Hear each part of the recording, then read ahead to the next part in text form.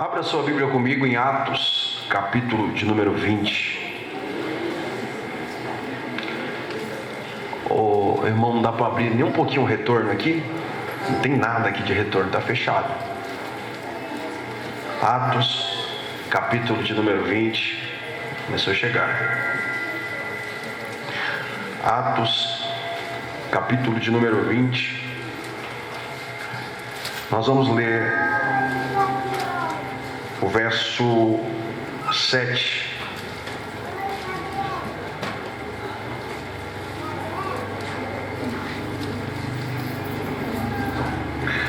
Louvar a Deus pela vida da Luísa, que já louvou o Senhor.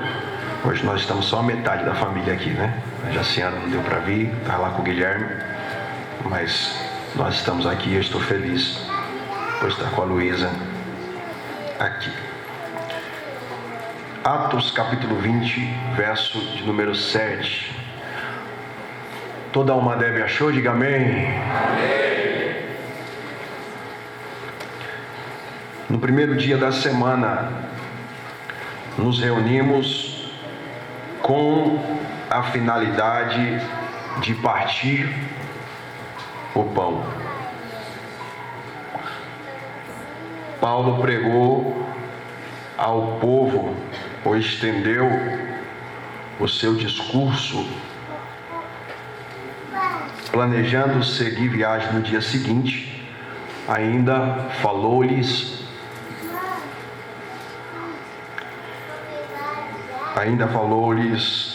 profundamente. Vencido, verso de número 9, certo jovem chamado Eutico, que estava sentado numa janela, ou numa das janelas, adormeceu profundamente durante o longo discurso de Paulo. E vencido pelo sono, caiu do terceiro andar e o levantaram morto.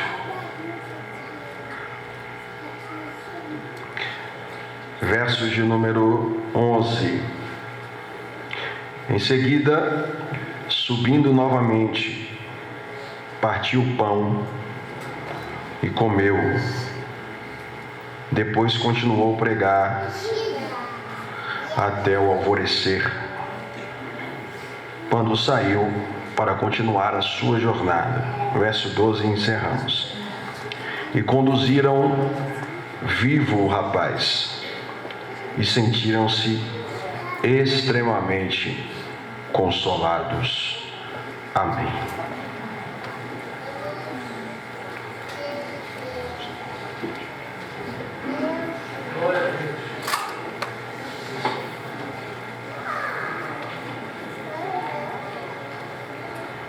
Nós ganhamos muito tempo quando lemos esse texto,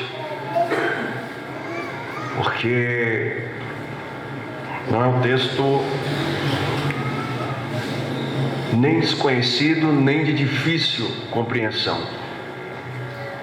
Pelo contrário, é um texto que todos nós conhecemos e que, ao ler, conseguimos compreender de forma imediata o que ocorre dentro da história que aqui está registrada.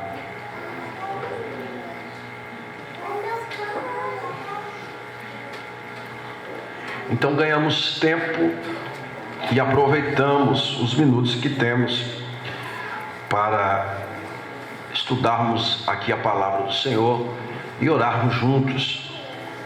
Eu tenho uma convicção em meu coração essa noite, que o Senhor continuará manifestando a sua presença entre nós.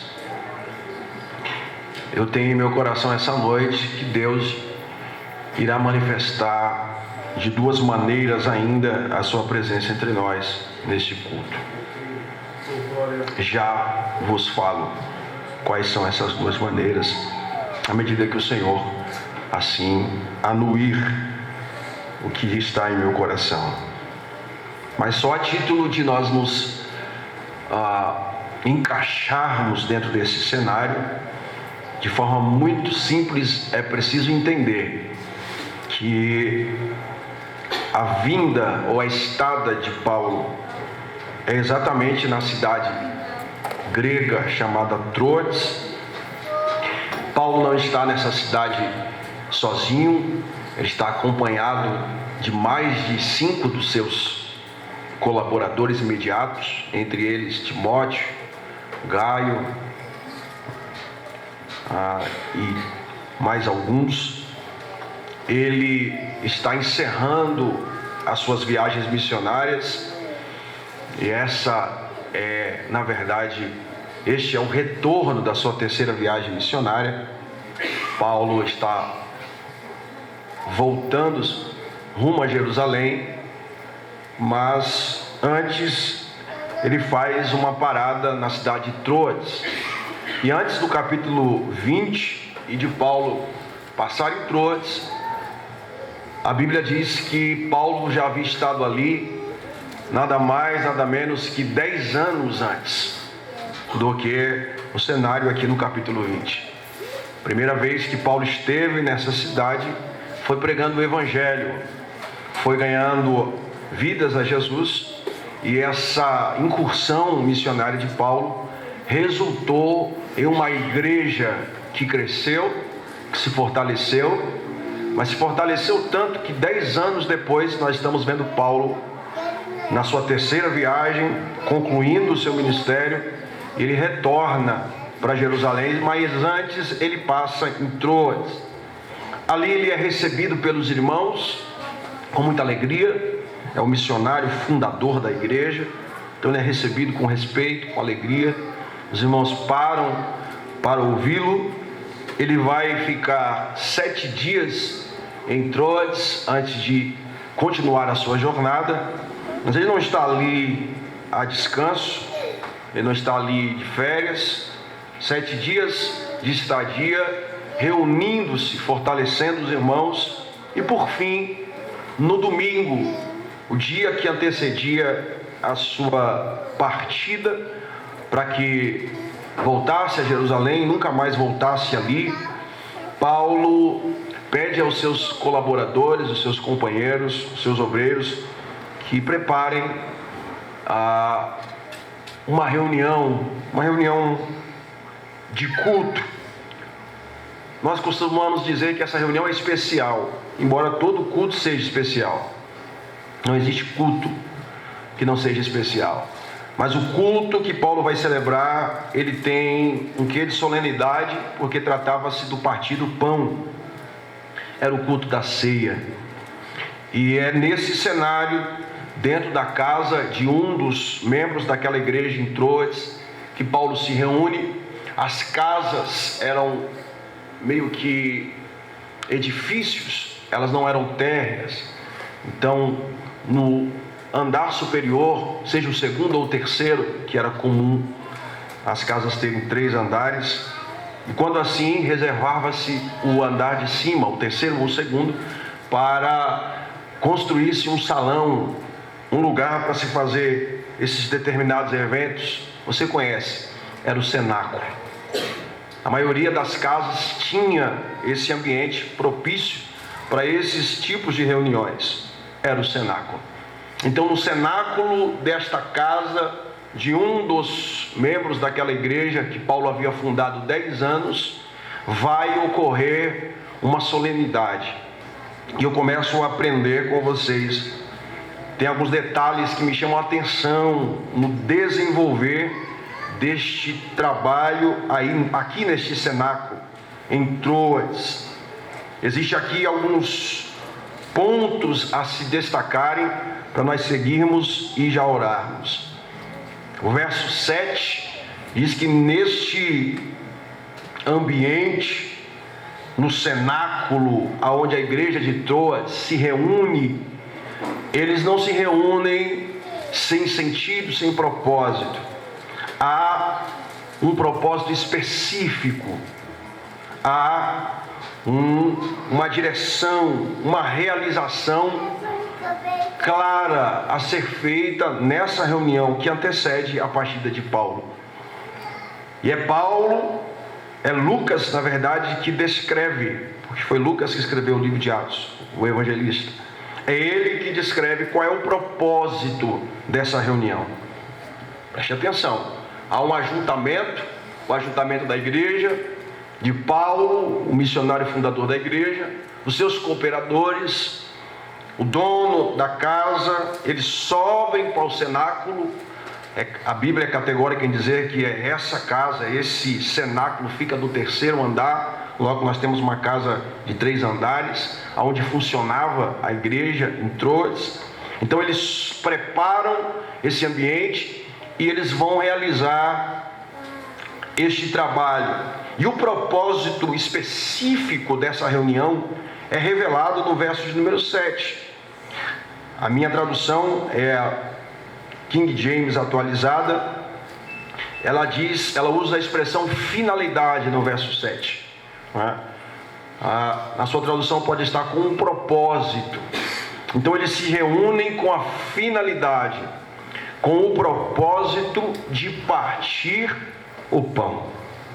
Ou seja, o objetivo primário dessa reunião que antecede o retorno de Paulo a Jerusalém é partir o pão com os irmãos. Esse é o objetivo primário, é o alvo, esse é o foco, é celebrar a ceia, participar não em consubstanciação, não em transubstanciação, mas em memorialismo, participar do corpo e do sangue do Senhor, obedecendo o mandamento do nosso Mestre Jesus. Tem gente que negligencia a ceia, mas a ceia não é uma escolha do crente salvo. Participar da ceia é uma questão de obedecer ao Senhor. Ele disse: fazer isso em memória de mim. É por isso que quem não come do pão e não bebe do sangue, não come da carne, não bebe do sangue, em memorialismo, em símbolo, Jesus disse: não tem parte comigo. Porque não come o pão? Porque sem o pão quebra-se a comunhão? Nada disso. É porque ao não participarmos dessa cerimônia, nós estamos desobedecendo uma ordem direta, e o desobediente não tem parte com o Senhor. Então, eles estão ali com esse propósito. Claro, há um outro detalhe: aquele lugar, aquele cenáculo é o ambiente do culto, da adoração.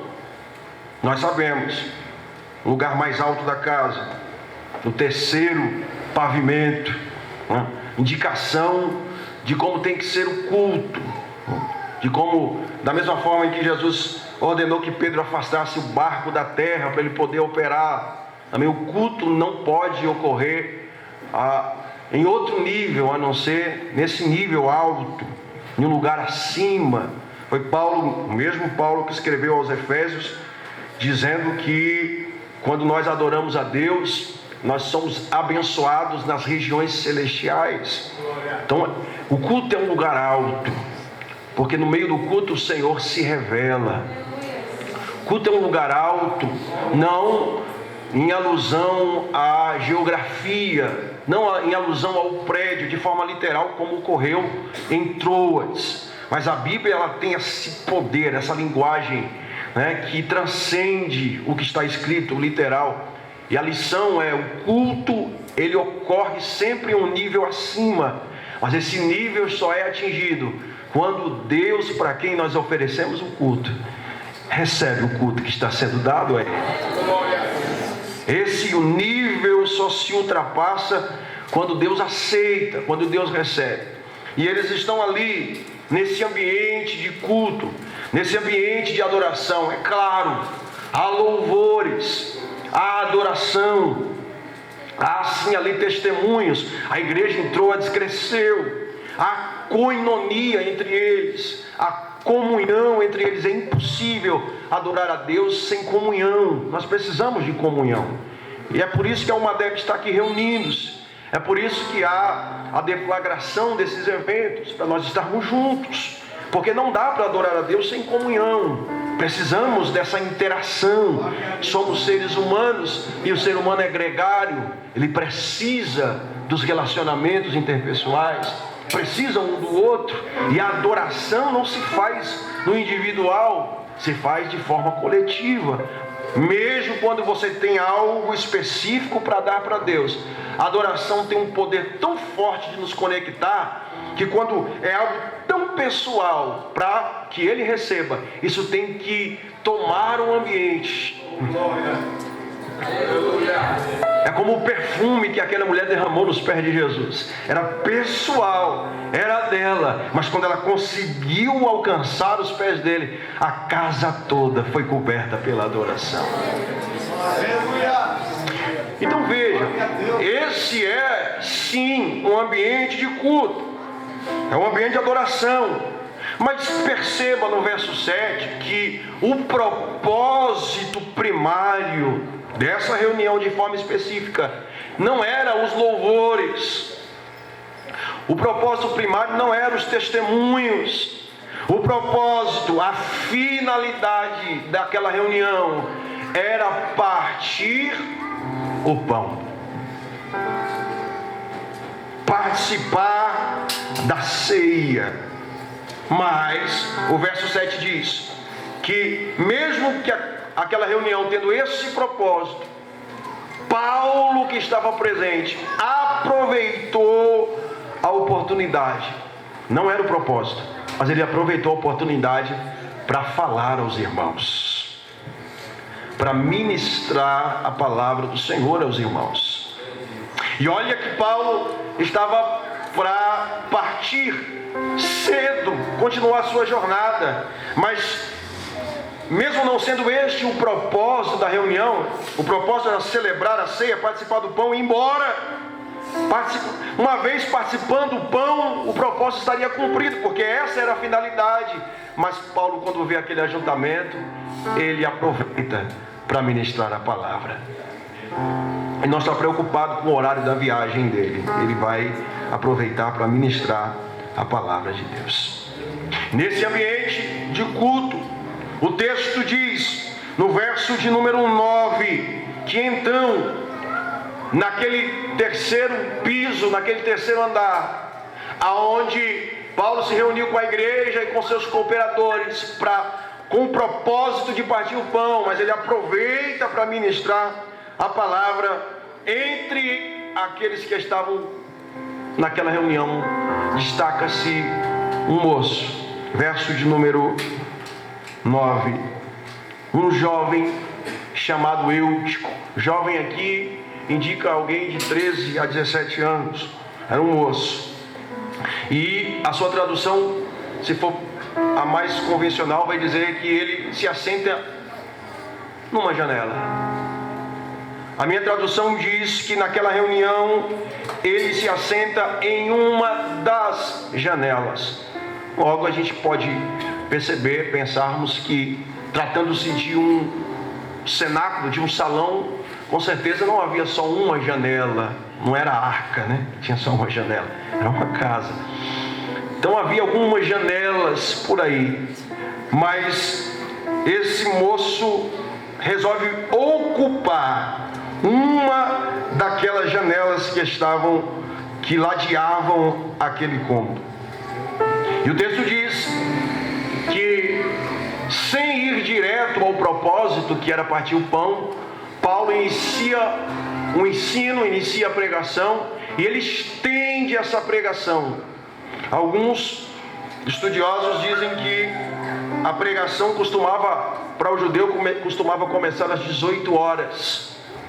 A minha Bíblia, a sua Bíblia e algumas versões vão dizer que nesse primeiro período de pregação, Paulo vai estender a mensagem até perto da meia-noite. É quase meia-noite. Então, se ele começou a ministrar às 18 horas, chegando perto da meia-noite, nós temos aí quase 6 horas de sermão. Nós temos quase 6 horas. E se fosse nos dias de hoje, na nossa geração imediatista, que os vídeos têm que ser de 30 segundos, senão nós não temos mais paciência de ver. Paulo então ministra nesse primeiro período. Não era o propósito da reunião mas ele estende a pregação que ele inicia por quase 6 horas. Quando perto da meia-noite vai acontecer um incidente, vai acontecer um acidente, que é a queda desse moço chamado Eutico. Eutico é aquele afortunado, esse é o significado do seu nome.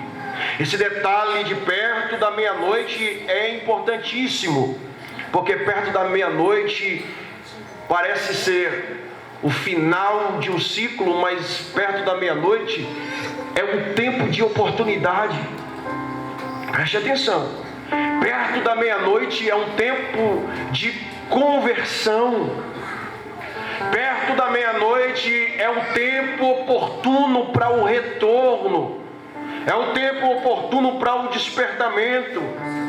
Perto da meia-noite é um tempo oportuno para se comprar aquilo que está se acabando, para se reabastecer. Perto da meia-noite é um tempo oportuno, ainda que seja em uma queda. Perto da meia-noite ainda é tempo aceitável. A Bíblia diz no mesmo livro de Atos que perto da meia-noite Paulo e Silas oravam e cantavam hinos a Deus quando estava preso. Perto da meia-noite é um tempo de ainda um hiato com relação à conclusão e o não ter mais uma oportunidade. Ainda há um suspiro perto da meia-noite. E o texto diz que perto da meia-noite vai acontecer esse incidente. Ainda bem que foi perto da meia-noite, porque lá em Mateus capítulo 25, Jesus disse que não perto da meia-noite, mas exatamente à meia-noite, ouviu-se um grito: aí vem o esposo. Isso ocorreu exatamente, britanicamente, meia-noite. E aí meia-noite não dá mais tempo. Meia-noite não dá mais para levantar assustado, instintivamente. Meia-noite não dá para dividir o que se tem com o outro. Meia-noite não dá tempo nem, ainda que se tenha valores, para buscar o que está se acabando. Meia-noite não dá tempo de ir comprar. Porque meia-noite quem está preparado entra. Meia-noite quem está brilhando entra. Meia-noite quem tem um coração cheio de azeite entra. E quem não tem, não adianta ir procurar. Não adianta ir buscar com os que vendem. Então eu louvo a Deus, para nós avançarmos, que o texto diz que ocorreu um incidente, ocorreu um problema, mas não foi meia-noite, foi perto.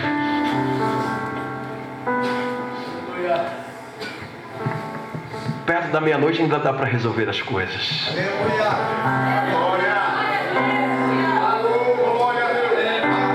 Nem que alguém coloque os 2 dedos, o indicador e o médio na jugular.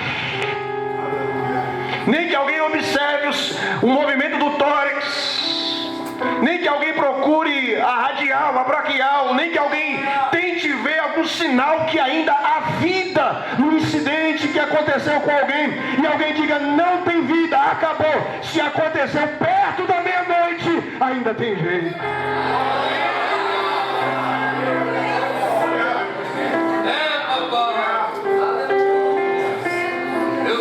O Senhor nos trouxe aqui essa noite para dizer que já estamos perto da meia-noite. Não, ainda não é a última hora. A porta ainda não fechou. E foi por isso que Deus nos agremiou aqui essa noite. E não se engane, esta palavra não é só para quem está fora. Esta palavra é para quem está dentro. E o Senhor está dizendo, ainda dá tempo de resolver as coisas, porque ainda está perto da meia-noite.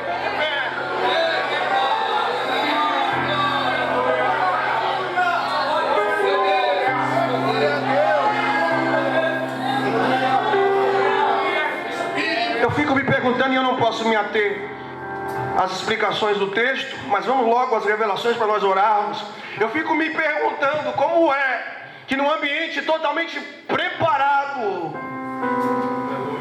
para se ouvir sobre Deus, para se ouvir as realizações dele, para se participar de forma prioritária do corpo e do sangue. Alguém vai dizer que a casa estava cheia, mas a Bíblia não diz isso. A Septuaginta, que é a tradução original do Novo Testamento, lá no grego, não diz que a casa estava cheia. Diferente de quando Jesus estava em Cafarnaum, e a Bíblia diz que em Cafarnaum a casa estava cheia. Aí tiveram que colocar um coxo pelo telhado, que a casa estava cheia, não dava para entrar. E se a casa está cheia, a gente dá um jeito de entrar se ele estiver lá dentro. A gente dá um jeito. Mas em Atos 20, a Bíblia não diz que a casa estava cheia. Paulo estava com seus discípulos, Paulo estava com os irmãos daquela igreja. Mas nós subentendemos, se a casa não está cheia, é possível que tenha lugares ainda para se ocupar lá dentro. Mas nesse ambiente tão preparado, esse moço escolhe sentar na janela.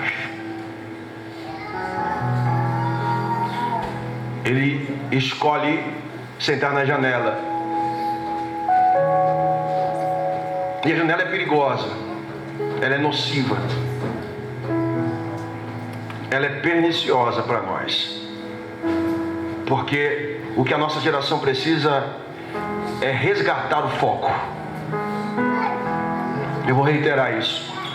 O que a nossa geração precisa é reaver a capacidade de ignorar tudo o que está à sua volta. Se isso que está à sua volta nos quer distrair do nosso compromisso com Deus. Isso é foco.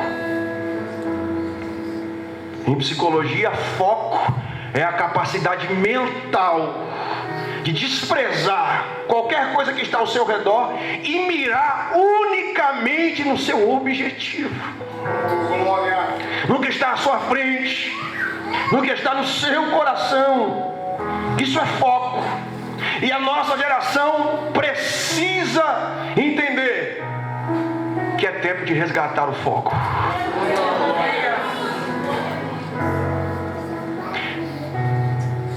Uma das abordagens da psicologia é a chamada TCC. Com base no behaviorismo, o que a TCC ensina? Basicamente, ela nos dá a capacidade de conseguir reeducar-nos, dando atenção a cada um dos nossos sentidos de forma separada. Você sabia que é capaz? Você sabia que você é capaz de usar um dos seus sentidos de cada vez de forma mais tônica, de forma mais acentuada? Você é capaz de se reservar em um lugar, fechar os seus olhos e de pés descalços pisar na relva, no chão, e se concentrar ao ponto de canalizar toda a sua atenção só para o tato, sem deixar as vozes te atrapalhar, sem deixar outros pensamentos inundarem a sua alma? Você é capaz. Deus te deu essa capacidade. Isso é foco. É mirar a sua atenção para uma direção, para um lado. E nós precisamos resgatar isso de forma espiritual, irmãos. E qual é o foco da nossa geração? Qual o foco tem que ser o nosso? Simples: Cristo. Jesus. O foco te dá condições, e não diga que isso não é espiritual, porque o foco te dá condições de fazer o que ninguém pode fazer. O foco te dá condições de caminhar por onde ninguém caminhou. Se o teu foco estiver dividido, concentrando-se nas adversidades à sua volta, você não vai fazer nada além daquilo que os outros fazem. Mas se você tiver foco nele, você é capaz de, no meio de uma tempestade, caminhar sobre águas que ninguém nunca caminhou. tua atenção, de que os teus olhos, de que a sua alma esteja completamente voltada para Ele.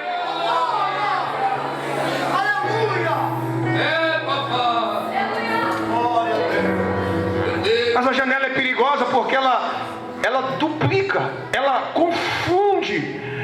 A janela é perigosa porque ela simplesmente divide o nosso foco. E assentar-se na janela é algo perigoso. Porque assentar-se aqui não é só uma postura física.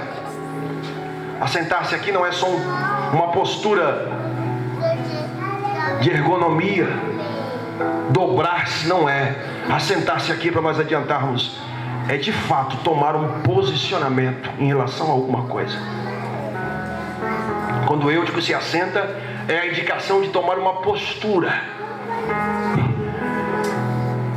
Assentar-se não é o problema é assentar-se no lugar errado, estando no lugar certo.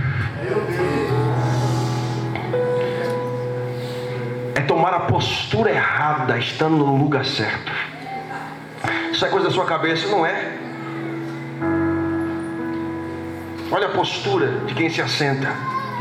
Quem busca descanso, quem está cansado de viagem, quem está com sede e quer descansar, se assenta. É uma postura para recobrar as forças. Isso é coisa do próprio Jesus. João capítulo de número 4. O texto diz que ele vinha cansado de viagem, saindo de uma região para ir para outra, e ele tem que passar em Samaria. Não porque ele não tem outro caminho para fazer, mas é porque ele torna necessário passar ali. Como ele está aqui essa noite.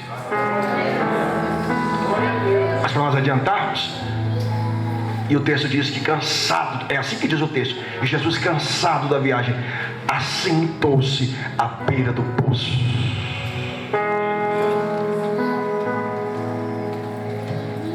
Essa é a postura de quem precisa descansar. Então não é só se assentar, é questão de quem quer beber água, de quem quer recobrar as forças, de quem quer descansar. E ninguém encontra descanso no lugar inapropriado. Ele se assenta na beira do poço, ele se assenta no lugar certo. Quem não lembra de Pedro, que se assentou numa fogueira, uma roda que estava numa fogueira? Ele está buscando livramento, ele está buscando se disfarçar. Assentar-se é um posicionamento. Aqui não é simplesmente um posicionamento físico, mas é uma postura, é uma busca. Que não lembra das duas irmãs de Lázaro, que quando Jesus entrava em sua casa, uma muito preocupada continuava com a sua vida cotidiana, mas a outra assentava-se aos pés do Senhor para ouvir o que ele tinha para falar.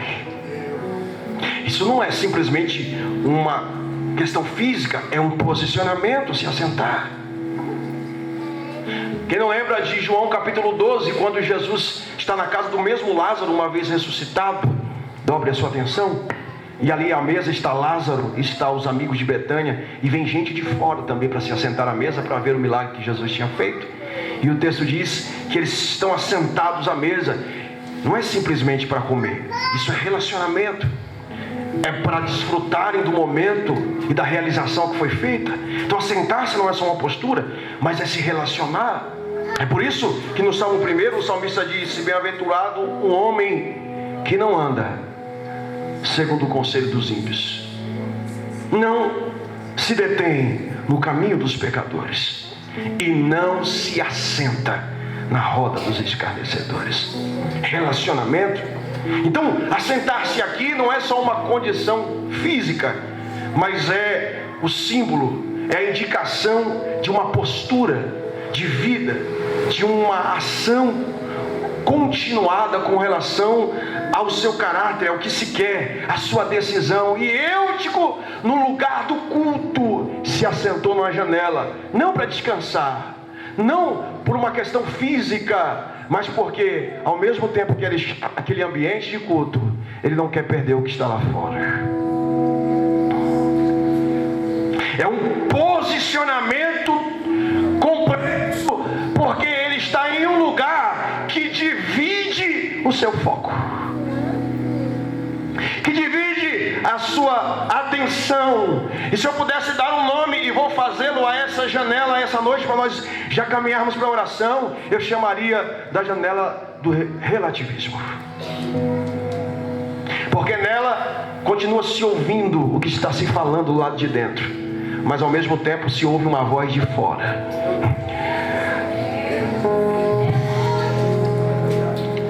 E do lado de dentro é dito, é assim. Mas do lado de fora se diz, não é bem assim. Do lado de dentro se diz, você tem que ir por aqui. Mas do lado de fora diz, mas existem outros caminhos. Meu Deus. O lado de dentro diz, o que é seu está aqui. Mas o lado de fora diz, você pode desfrutar de coisas daqui também. Então é um posicionamento muito complicado, e eu começo a encerrar para nós orarmos, querendo que os irmãos entendam o porquê o propósito primário ele é estendido, ele é procrastinado, porque a intenção aqui no texto era partir o pão e não que Paulo ministrasse uma palavra até meia-noite. O propósito dentro da reunião neste dia de forma específica era participar da ceia e não pregar um sermão longo. Mas Paulo está sendo direcionado pelo Espírito de Deus para estender o sermão, porque tem alguém que não foi obrigado, foi alguém que não foi impingido, forçado, mas ele escolheu tomar uma postura que revela que ele não está decidido. Papai, aleluia. Ele resolveu tomar uma postura que revela que o que está fora ainda mexe com ele. Ele resolveu tomar uma postura que revela que até o presente momento não era o suficiente o cenáculo e tudo aquilo que estava sendo apresentado para ele. E talvez você não entenda, mas entre 6 horas de mensagem é Deus e a sua misericórdia. Porque se o propósito for cumprido, se o propósito for feito, for realizado antes de Eutico ser tratado, ele não vive o propósito. Ou ele coloca a mão do propósito de forma indigna, inadequada, com o coração dividido. Então o texto diz que perto da meia-noite ele cai.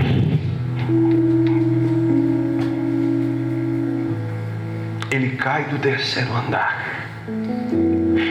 vencido pelo sono, vencido pelo forte sono que veio a ele durante o discurso de Paulo. Ninguém mais dormiu, só ele. Porque para os demais não era uma guerra estar ali. Porque quem ocupa o lugar certo não tem dificuldade em permanecer dentro do lugar. Você pode estar no lugar certo e ocupando o lugar errado, mesmo estando no lugar certo. E se você estiver ocupando um lugar errado, mesmo estando no lugar certo, vai ser uma guerra para você continuar acordado aqui dentro. Vai ser uma guerra para você continuar dizendo não ao pecado. Vai ser uma guerra para você continuar sendo crente. Vai ser uma guerra para você continuar sendo santo. Vai ser uma guerra a você não descer as escadas e abraçar as propostas lá de fora. Vai ser uma guerra para você, mas esta noite o Senhor te trouxe aqui para te dizer: eu conheço a sua guerra.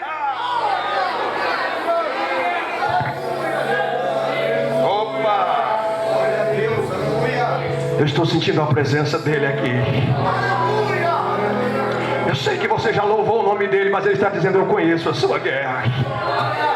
Porque louvor é coisa desse ambiente, adoração é coisa do cenáculo, mas tem gente no cenáculo ocupando o lugar errado dentro do cenáculo com o foco dividido, com a atenção bipartida. Enquanto você estiver assim, você está correndo risco, você está correndo perigo. E pastor Alex, subiu uma pergunta ao meu coração quando eu li esse texto. E esse é o culto do amigo. Esse moço não tinha ninguém para dizer para ele que ele estava sentado no lugar errado. 6 horas de culto, de palavra, e ninguém se levantou para dizer: do jeito que você está correndo perigo.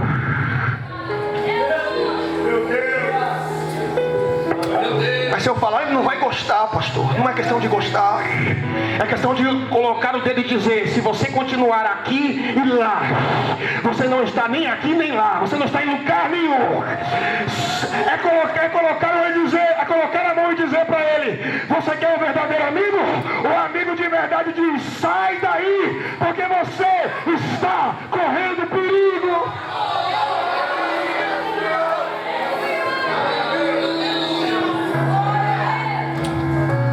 Não tinha ninguém para dizer para ele: do jeito que você está, não está fazendo bem para você.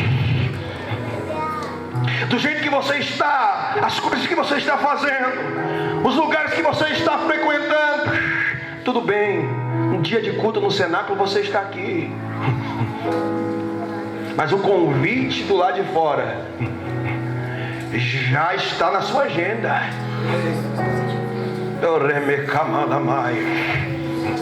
Deus hoje veio nos tratar aqui de uma forma tão paterna, e nós estamos a alguns minutos de entender a dupla ação de Deus aqui neste lugar. Aleluia.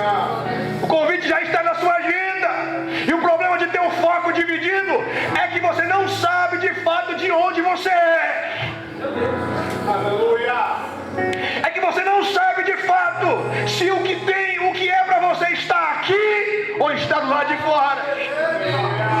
Se você é do céu ou se você é da terra. Se vale a pena se guardar ou se o negócio é abrir mão mesmo e dar uma voltinha do lado de fora. Mas o Senhor te trouxe aqui para te dizer: você não é de fora.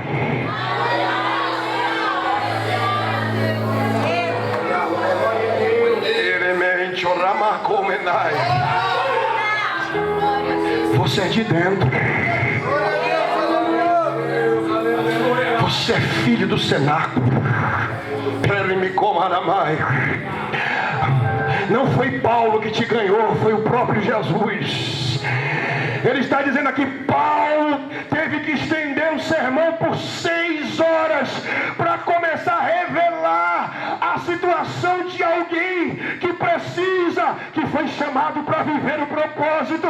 Deus te trouxe aqui para te dizer: jovem, eu te chamei para viver o propósito. O propósito não se realiza antes de você entender que você foi chamado para viver, para desfrutar, para participar. É por isso que eu estou estendendo as coisas.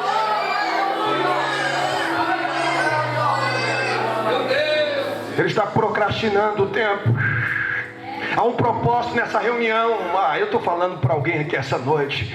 Há um propósito nessa reunião, e o propósito ainda não foi cumprido, porque o Senhor está dizendo: eu precisava tratar alguém aqui essa noite. Não tinha um amigo para dizer para ele: esse não é o seu lugar. Mas hoje o amigo Espírito Santo te trouxe aqui para te dizer: esse não é o seu lugar. Eu me preocupo com o lugar que você está dentro do cenáculo. Eu me preocupo com a postura, o posicionamento que você tem tomado dentro do cenáculo. É muito sério isso, jovem. Eu me preocupo da forma em que você está tratando, a forma em que você está gerindo a sua vida, a sua chamada. E o Senhor te trouxe aqui para te dizer: é tempo de restaurar o foco. O Espírito Santo vai calar as vozes de fora na sua alma, porque a única voz que você precisa ouvir é a voz que fala contigo aqui dentro esta noite. Levante a sua mão, por favor. Faz um carinho nas costas desse jovem que está do seu lado. Faz um carinho e obedeça. E diga para esse jovem: você não é de fora. Diga: você é de dentro. Aleluia.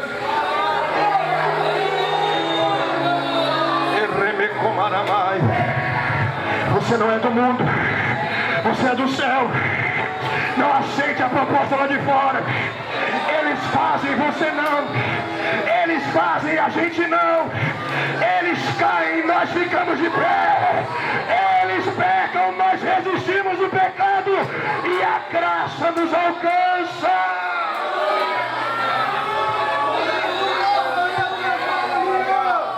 Só quem é de dentro, levanta sua mão por um minuto. Eu já estou para encerrar.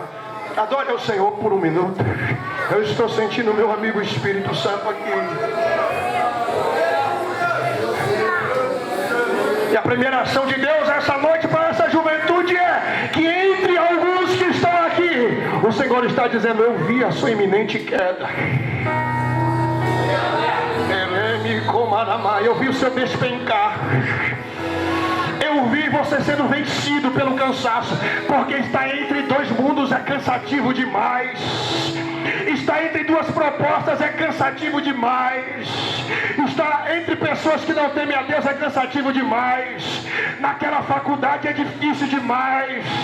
Naquele lugar onde você trabalha é complicado demais.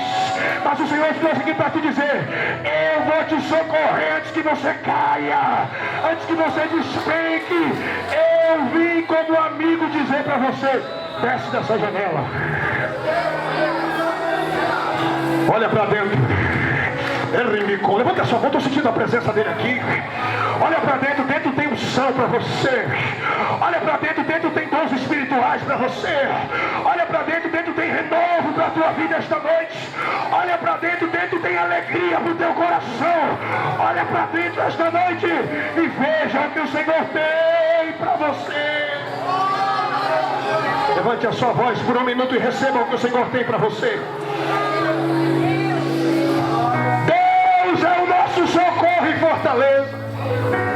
Refúgio e fortaleza. Socorro bem presente na hora da angústia. A palavra socorro, socorrer no original, é isso aqui, olhe para mim. Socorrer é literalmente correr para ajudar.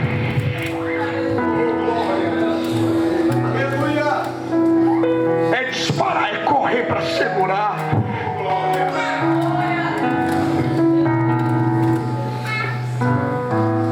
O Senhor está dizendo: eu vim te socorrer hoje aqui.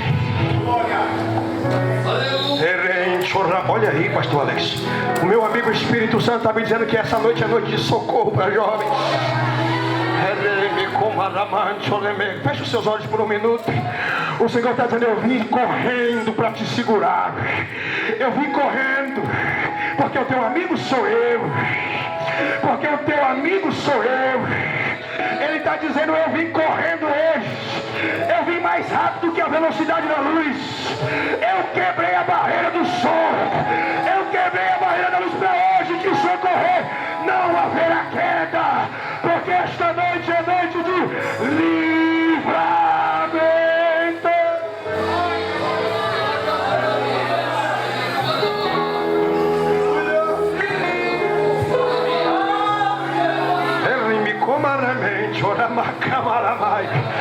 É noite, a primeira ação de Deus esta noite é livramento para jovem aqui neste lugar. Tem gente que fica me olhando como se estivesse acontecendo nada, mas eu quero preveni-los de que há um socorro de Deus para moços e moças aqui neste lugar.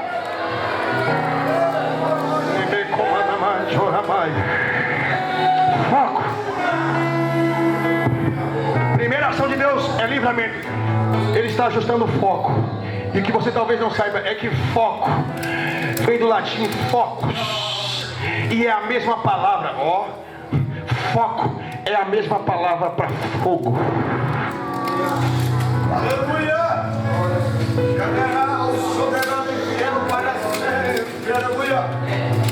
Sabe por quê? O foco é porque o fogo apagou. Aleluia! Oh, glória!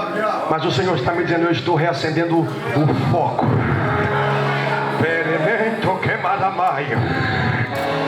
Eu vou reacender. Já, enquanto eu estou ministrando, nós já estamos a caminho de orar. Ele já está reacendendo o foco. É lenha para reacender o fogo hoje.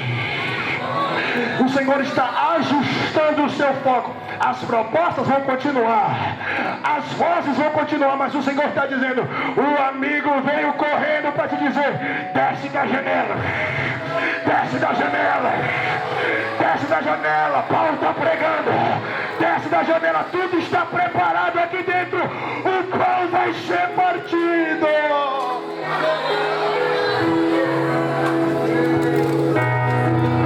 Feche seus olhos.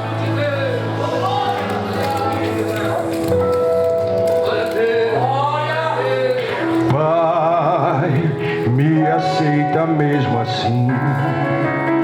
Sabes que eu tentei mudar, sabes que eu não consegui.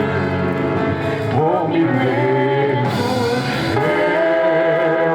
eu sou contra o mal querer, mas sei que em ti eu vou vencer. Devo confiar em ti. Feche seus olhos.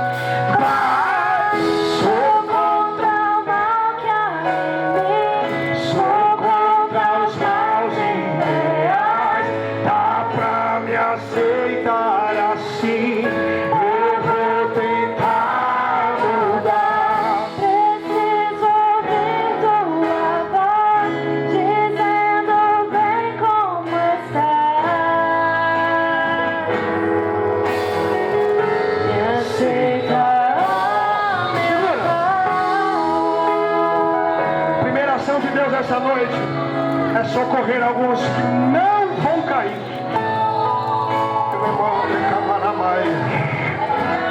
Eu vou dizer de novo. Aliás, chacoalha esse jovem que está do seu lado e diga: você não vai cair.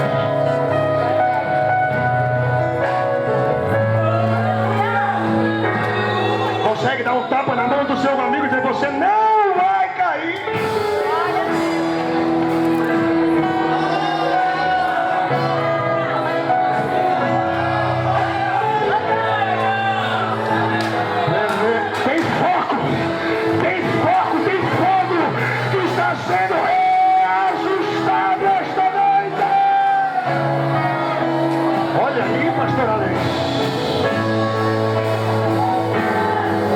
Aí na galeria, você não vai cair. Sou contra o mal que há em mim, sou contra os maus ideais. Da onde as lágrimas que estão descendo aí? Eu vou tentar mudar. Preciso eu me tomar, dizendo vem começar.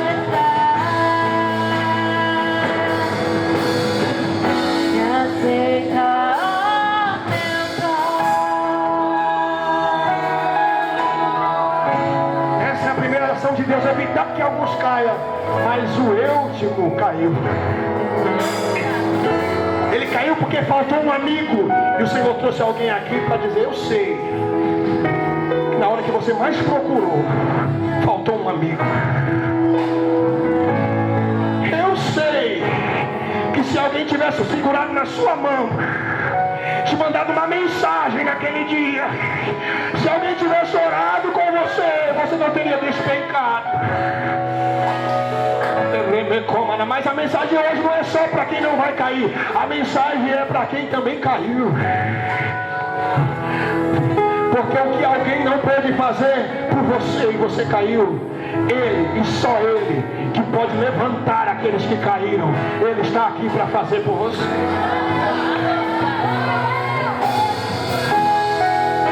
Eu estou sentindo o amor dele.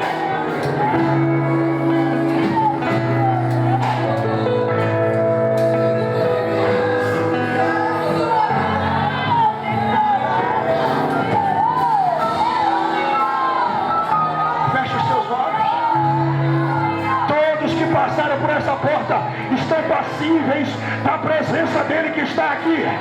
Então feche os seus olhos agora, porque o que tem aqui é fogo do coração de Deus.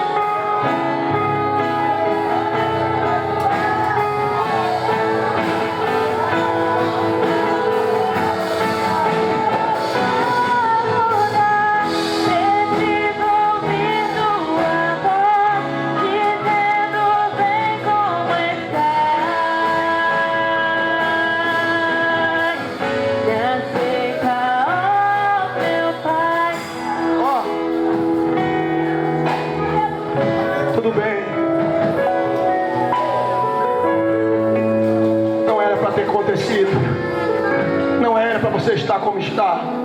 Tudo bem. Mas o Senhor trouxe aqui para te dizer que isso aconteceu perto da meia-noite.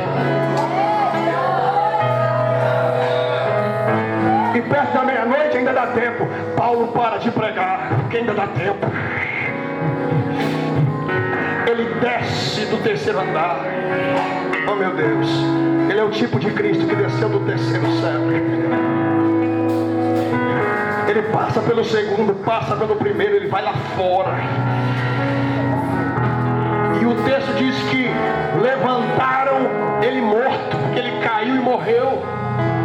A minha tradução diz que quando tentaram levantar, ele já estava morto. É porque tem hora que falta um amigo. Se tivessem ajudado antes. Mas quando tentaram levantar, já estava morto. Quando tentaram te falar, você já tinha ido, já tinha feito, já tinha falado, já tinha acontecido. Mas o teu pai te trouxe aqui para te dizer: tudo bem, ainda não deu meia-noite.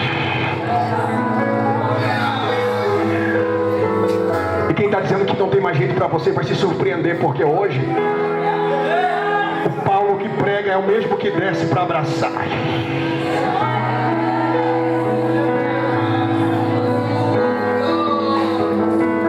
É como se Paulo dissesse: não adianta procurar sinal vital, não adianta observar o movimento do tórax, não adianta colocar a mão nas articulações, não adianta.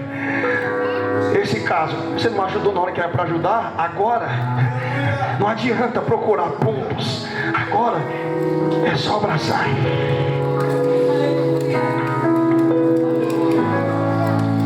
Agora, é quem tem vida abraçar quem aparentemente não tem. Agora, fazer um coração que está parado ouvir as batidas de um coração que está batendo. Agora é fazer um coração que parou, perceber de novo o ritmo, sentir de novo o ritmo de um coração que bate. O Senhor trouxe alguém aqui para fazer você sentir de novo o ritmo do coração quando se está aqui dentro do cenáculo. E para surpresa de muita gente, a expressão de Paulo é: eu preciso orar com vocês por causa do tempo. Não fiquem alarmados, porque a alma dele ainda está aí.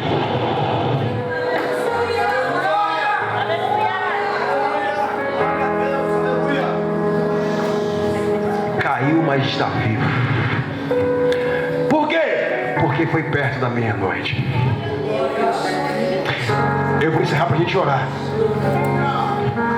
Paulo abraça, o menino ressuscita, o moço ressuscita, e o texto diz: agora sim, eles sobem novamente. Agora o moço vai subir também. Mas ele caiu de lá. Por que vai subir agora? Porque teve gente que precisou cair para poder estar de verdade no lugar onde estava.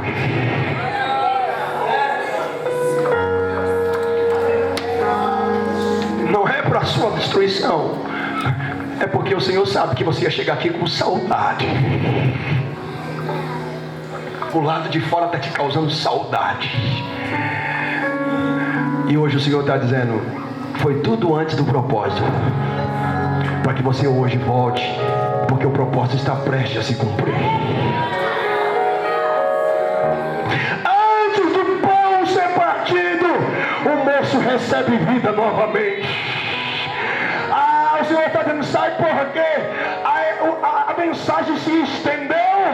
Era para alguém ser tratado, ainda que dolorosamente, ainda que em queda. Mas o Senhor está dizendo agora: o foco vai ser reajustado e você vai viver o propósito da forma que Ele quer.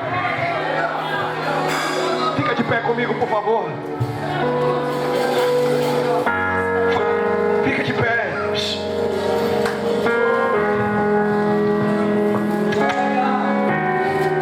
Quem não é baseado com o Espírito Santo aqui ainda? Levante a mão. São poucos. Quem faz tempo que não fala em línguas aqui? Levante a mão. Tem coragem? Tempo quanto? Quanto tempo assim? Você não falou hoje. Você é baseado com o Espírito Santo, não falou hoje, faz tempo, irmão. Já faz tempo. Então, foco. Em pouquíssimos minutos, o Senhor vai derramar algo sobre você aí. Foco. Mas o propósito ainda não se cumpriu. O propósito é a volta dele. Jesus está voltando. Você já entendeu que o propósito é mais importante. Ele está voltando. Por quê? Que a pregação se estende? É para dar tempo de quem precisa viver o propósito passar pelo tratamento e voltar. E essa noite, antes que o pão seja partido, o Senhor te trouxe aqui para você voltar. Antes que Ele volte, você voltará. E Ele vai te guiar. Ele vai te levar a uma nova experiência. Mas para isso você precisa se decidir essa noite.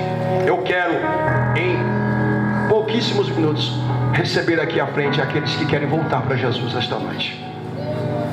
Olha para quem do seu lado, você que trouxe alguém que não é cristão, que está aí, e ajuda ele a vir agora. Diga, é tudo por você essa noite. Diga para ele, você entendeu a palavra, você é daqui, você é do cenáculo. Não dá para voltar e continuar do lado de fora hoje. Vem, cadê a primeira vida? Nós estamos esperando você. E tem moças que precisam voltar agora. Tem moços que precisam voltar agora. Os que estão dentro, orem agora. E os que estão fora, vem agora. Onde está o primeiro moço, a primeira moça? É só sair do seu lugar e vir. Já veio o primeiro. Tem mais. Tem mais. Tem muito mais. Nós estamos esperando você. Você é nosso irmão. Você não é de fora, você é de dentro. Ainda dá tempo. Esta é a noite de você voltar. Vem. A tua voz dizendo assim. Ouça ele dizer para você. Ele está chamando de filho. Vem, filho amado, vem nos braços, descansa. Olha para essa moça, olha para esse moço. Ajuda ele a sair do lugar e vir. Vem seguro. Aí na galeria, à minha direita, à minha esquerda.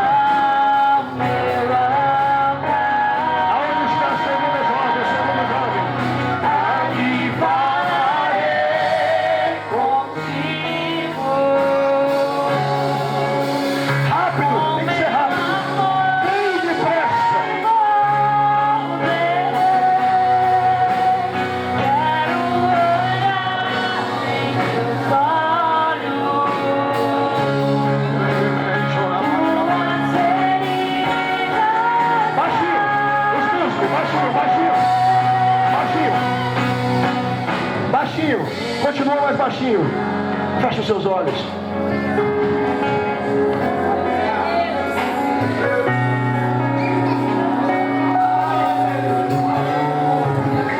Tem uma corrente se quebrando aqui dentro.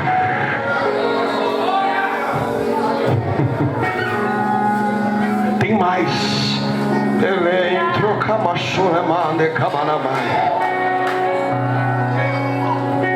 Ele veio te socorrer. Tem cordas que estão sendo desfeitas. Não há poder em um impedimento que te segure agora. O Senhor está dizendo, você é meu, você é minha, e é noite de você entrar. Se você voltar, vem agora, sai do seu lugar e vem. Em nome de Jesus. Em nome de Jesus. Em nome de Jesus. Em nome, desce da galeria, vem da minha direita, vem da minha esquerda. Nós não abrimos mão de você. Rápido.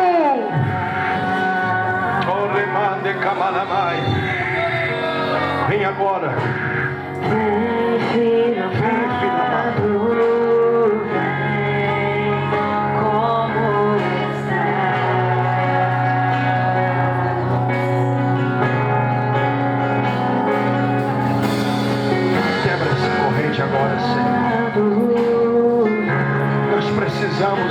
ver o Senhor salvar esta moça que tanto precisa, esse moço que tanto precisa essa noite. Eu vou insistir mais um minuto com alguém aqui esta noite. Tenha coragem. Ouvir não é o suficiente. Você precisa se render essa noite à voz de Deus que te chama neste lugar. Sai do seu lugar e venha. Com pressa. Venha com pressa. Elemente da macamaramando que maramaia.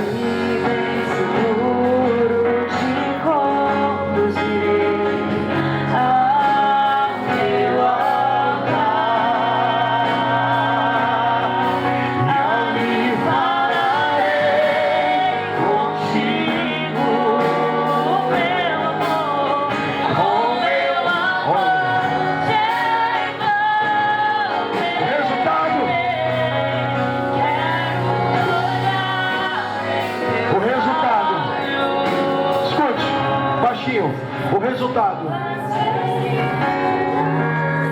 é que só pode viver o propósito real de nós estarmos aqui aqueles que voltarem ao cenáculo. Você não está mais morto. Essa palavra te deu vida. Deixa o Senhor te pegar pela mão e te trazer essa noite antes que o propósito se cumpra. Se você quiser, você está com a oportunidade agora. O maior momento, o momento de mais relevância e insistência é esse. E é por isso que eu insisto com você ainda essa noite. Fora você não vive o propósito. Eu não sei quanto tempo a mensagem vai se estender. Eu não sei quanto tempo Jesus vai demorar para voltar. Eu não sei quanto tempo você terá a oportunidade, mas essa noite eu insisto com você. Pegue na mão do Espírito Santo e volte para o cenáculo agora.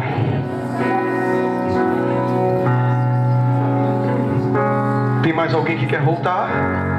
Eu não posso ir mais além, vou devolver para o pastor Alex, para que ele ore ou insista. Eu sei, pelo Espírito de Deus, que tem gente aqui que precisa voltar. Precisa se decidir hoje. E não é chato. Não tenha como importunador. Não tenha como desconfortável. O que nós estamos fazendo aqui é o momento mais importante da sua vida. Se você soubesse, deixaria tudo agora e viria.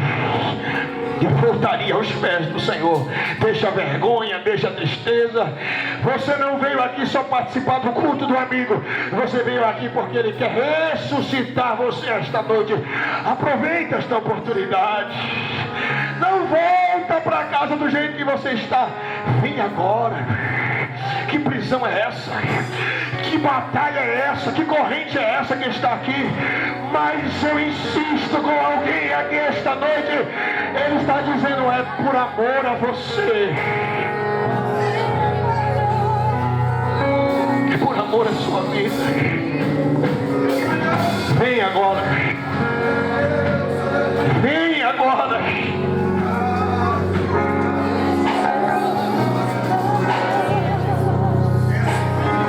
Vem.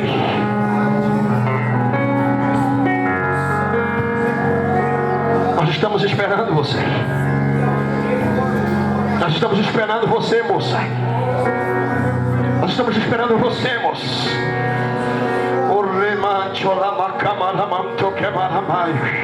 Ah, jovem, fecha os seus olhos. Você não está vendo que tem uma guerra aqui?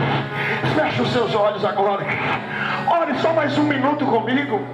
Em nome de Jesus, sinta o que eu estou sentindo aqui. É uma guerra e o Senhor está dizendo, ore, porque alguém precisa voltar.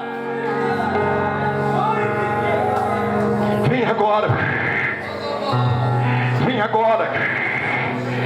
Vem agora, não é para te causar medo. Não é para te causar medo. Mas quem garante a sua vida depois daqui? Quem garante o seu ar depois daqui? Essa semana nós oramos lá na congregação, pastor Alex, por uma parente de um dos nossos obreiros, uma menina de 7 anos, e com a vida toda pela frente saudável, de repente ela sofreu uma parada cardíaca, 7 anos de idade, e ela não morreu, mas poderia ter morrido. O Senhor deu livramento para ela. Mas se você caminhar no cemitério amanhã, você vai ver que as lápides que tem lá, tem gente de 1948, tem gente de 60, tem gente da década de 80, mas tem gente de 2020, 2021, 2022. Por que você está falando isso, pastor? Eu estou te falando isso porque até agora Ele garante a sua vida. Eu sei que você tem a oportunidade, mas depois daqui eu não garanto a sua vida. Nós não garantimos a sua oportunidade. Você acha que Deus te deu essa oportunidade aqui por acaso? Você acha que só veio numa reunião normal? O Senhor está dizendo: escapa pela tua vida hoje. Eu vou entregar para o pastor Alex agora. Mas eu me lembro, quase ninguém sabe disso, mas o Senhor manda eu falar isso aqui. Eu me lembro que eu preguei um dia em uma igreja lá em Imperatriz, no Maranhão. Um dia. E foi uma vez que marcou muito a minha vida. E eu preguei a mensagem e disse aos irmãos: tem alguém aqui que precisa voltar. Volta, porque eu não garanto a sua vida. Nós estamos garantindo a sua vida hoje, porque o Senhor te trouxe aqui. Mas eu não garanto a sua vida a partir daqui. E eles não voltaram. Peguei o avião e vim embora. No outro dia eu recebi a ligação: pastor, hoje. Isso aqui não é para te causar medo, eu estou te falando algo real. É a vida como ela é.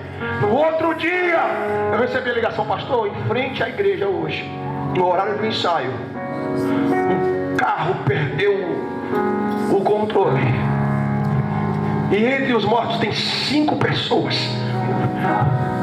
Tem irmãs que estavam ensaiando e saíram do ensaio, estavam na frente da igreja, mas tem filhos delas que estavam afastados, que estão lá estendidos.